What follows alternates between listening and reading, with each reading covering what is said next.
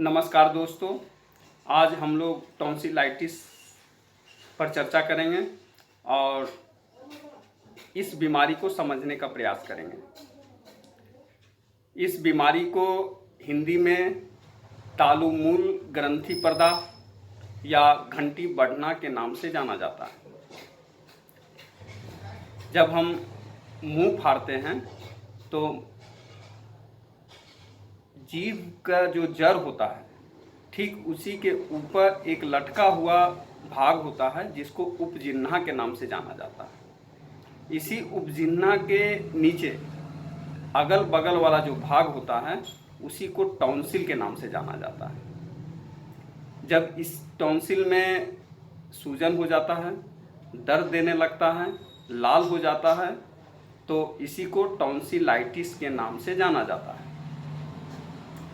ये टॉन्सिलाइटिस साधारण सर्दी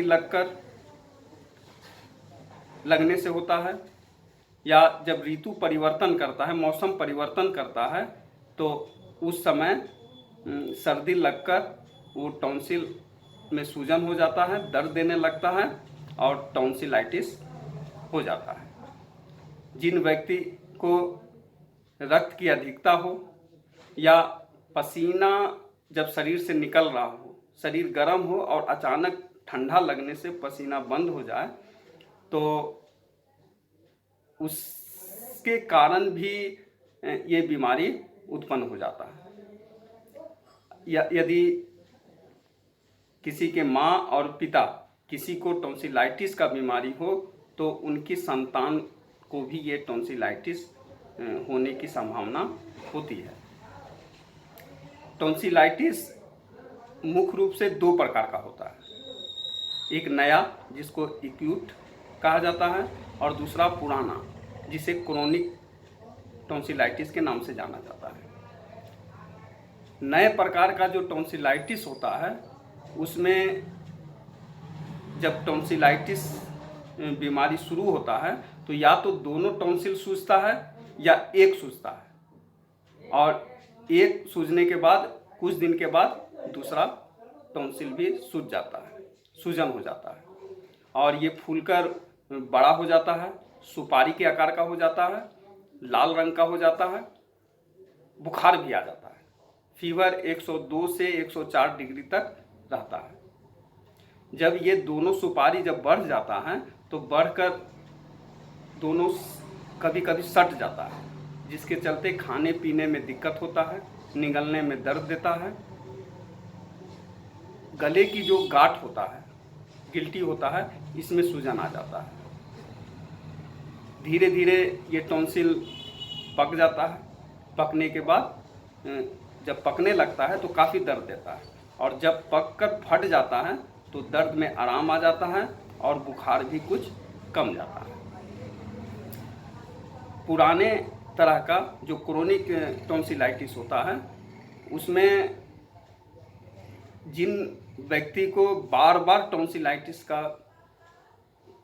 प्रॉब्लम आए उनकी बीमारी धीरे धीरे पुराना आकार धारण कर लेती है। ऐसा होने पर जब टॉन्सिल फूलता है तो सांस लेने में दिक्कत होने लगता है, तकलीफ देने लगता है।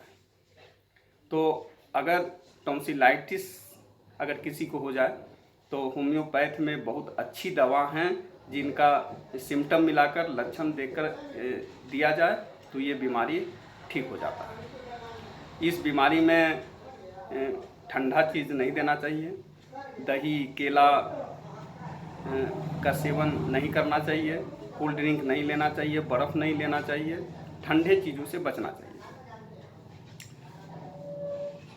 मेडिसिन में बेलाडोना 30 जब शुरुआत हो टॉन्सिल का, टॉन्सिल बढ़ गया हो, लाल हो गया हो, सूजन हो, दर्द देता हो, तो बेलाडोना 30 4-4 घंटा पर 5-5 बूंद देने से ठीक हो जाता है।